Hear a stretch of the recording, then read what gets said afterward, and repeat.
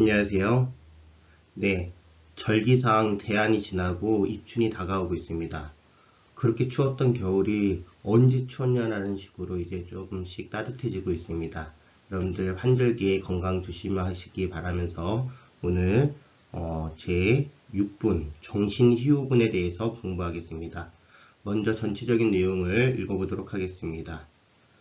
수보리가 부처님께 여쭈었습니다. 세존이시여, 이와 같은 말씀을 듣고 진실한 믿음을 내는 중생들이 있겠습니까? 부처님께서 수보리에게 말씀하셨습니다. 그런 말 하지 마라. 열애가 열반에 든 500년 뒤에도 개를 지니고 복덕을 닦는 이는 이러한 말에 신심을 낼 수 있고 이것을 진실한 말로 여길 것이다. 이 사람은 한 부처님이나 두 부처님, 서너 다섯 부처님께 성근을 심었을 뿐만 아니라 이미 한량없는 부처님 처소에서 여러가지 성근을 심었으므로 이 말씀을 듣고 잠깐이라도 청정한 믿음을 내는 자임을 알아야 한다. 수보리여, 열에는 이러한 중생들이 이와 같이 한량없는 복덕 얻음을 다 알고 다 본다. 왜냐하면 이러한 중생들은 다시는 자아가 있다는 관념, 계아가 있다는 관념, 중생이 있다는 관념, 영혼이 있다는 관념이 없고 법이라는 관념이 없으며 법이 아니라는 관념도 없기 때문이다. 왜냐하면 이러한 중생들이 마음의 관념을 가지면 자아, 계아, 중생, 영혼에 집착하는 것이고 법이라는 관념을 가지면 자아, 계아, 중생, 영혼에 집착하는 것이기 때문이다.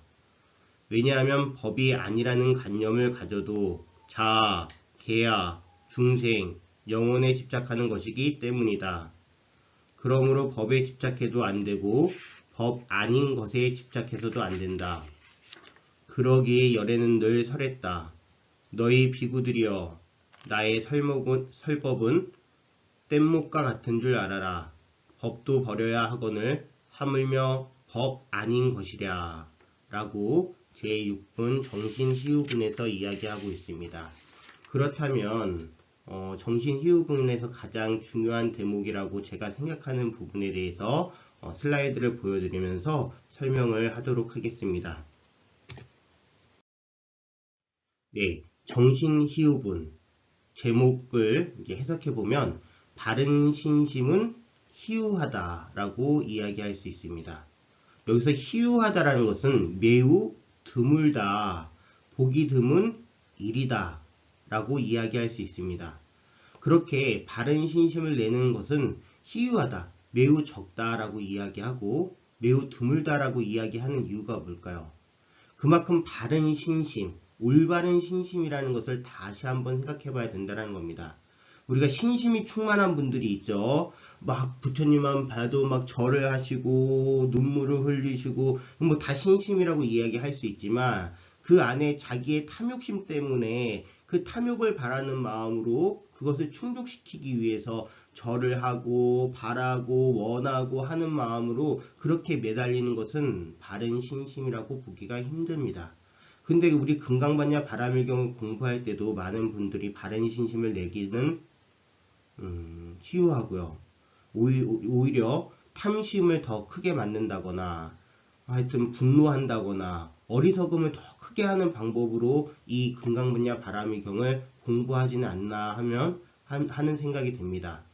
우선 그래서 제가 여기서 가장 중요한 구절이라고 하는 거를 이제 제가 생각한 부분은 유지, 개수, 복자, 어차, 장구, 능생, 신심, 2차 위실입니다.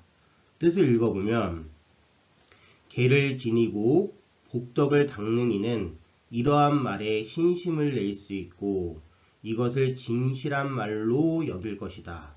우선 여기서 이러한 말이라는 거, 어차장구라는 것은 무엇이냐? 바로 3, 4, 5분에서 열애께서 말씀하신 내용입니다. 다시 한번 이야기 드리자면 아상, 인상, 중생상, 수자상이라는 모든 상으로부터 널리 여의어야 한다. 그리고 또 두 번째, 니미따. 우리가 어떤 대상에 대해서 집착하는 마음으로 보시를 한다면 그것은 진정한 보시가 될 수가 없죠. 집착하지 않는 마음으로, 대상에 머무르지 않는 마음으로 자비로운 마음을 내어야 한다. 그리고 어떤 수행의 결과치, 신체적 특징이라든지 신통력에 대해서 집착해서는 안 된다. 이런 것들이 바로 열애께서 말씀하신 어차장구, 이러한 말씀이라고 얘기할 수 있습니다. 그런데 이러한 말씀에 대해서 어떤 사람들이 신심을 낼 수 있느냐? 올바른 신심을 내는 사람들은 우선 계를 지니고 라고 나오는데요. 계를 지니고 라는 것은 우선 이 불교에서 가장 중요한 수행 방법 중 가장 중요한 세 가지 공부가 있죠. 계, 정, 해. 계라는 것은 우선 부처님의 말씀 중에서 부처님께서 이렇게 살아야 한다, 이렇게 살지 말아야 한다라는 것에 대해서 말씀해 놓으신 부분입니다. 이 계를 지님으로써 우선은 마음의 안정, 평안을 가질 수 있고요. 그 마음의 안정과 평안을 통해서 우리는 올바른 지혜를 낼 수가 있습니다.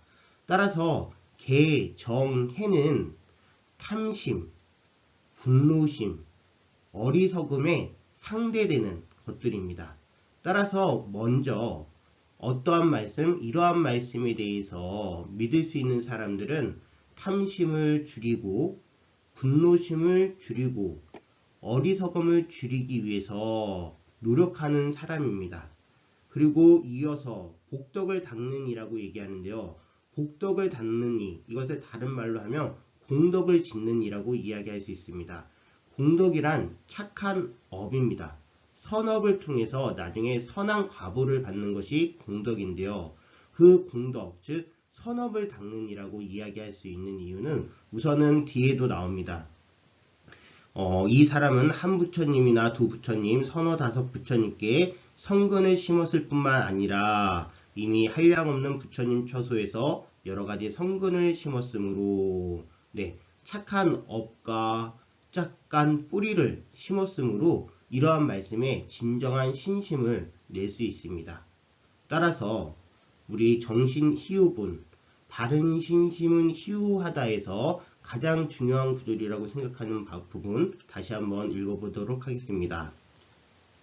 계를 지니고 복덕을 닦는 이는 이러한 말에 신심을 낼 수 있고 이것을 진실한 말로 여길 것이다. 왜냐하면 그러한 이들에게는요, 우선은 자아라는 관념, 계야가 있다는 관념, 중생이 있다는 관념, 영혼이 있다는 관념이 없다고 합니다. 즉 모든 상을 여의었다라는 거죠. 특히 우리가 법에 대해서 또 상을 지닐 수 있습니다. 부처님 말씀을 법이라고 이야기하는데, 부처님 가르침을 법이라고 얘기하는데, 우리 부처님 열애께서는 당신의 말씀 또한 어떤 비유를 드시죠? 바로 뗏목의 비유를 드십니다. 우리가 지금 여기서 강 건너편에까지 가려고 하면은 당연히 물을 건널 수 있는, 강을 건널 수 있는 뗏목이 필요합니다. 그래서 어떤 사람이 뗏목을, 나무를 엮어가지고 잘 만든 다음에 여기서부터 강을 건너서 저쪽 언덕에 도달을 했습니다. 이 뗏목은 너무나 소중해요. 내가 열심히 엮어서 만들었죠. 게다가 이 강을 건널 수 있게 해줬죠. 너무나 소중하고 감사한 이 뗏목을요, 저 강, 이제 반대편에 도착을 했을 때, 목적지에 도착을 했을 때, 그것을 짊어지고서 다니는 것이 이 뗏목에 대한 올바른 태도인가? 라고 부처님께서 이 금강반야 바라밀경에서 얘기 나오기 전에 우리 초기 경전 니까야에서 이 비유가 나옵니다.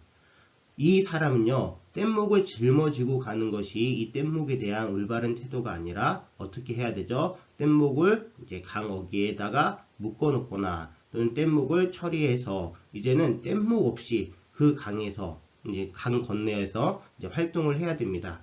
그것이 뗏목에 대한 올바른 태도입니다. 우리 부처님께서는, 열애께서는 당신의 말씀 또한, 당신의 가르침 또한 이러한 뗏목과 같다. 따라서 어떠한 목적을 위한 수단이었을 뿐이지 그것을 이룬 다음에는 그것을 짊어지고 갈 필요가 없다라고 말씀하셨습니다.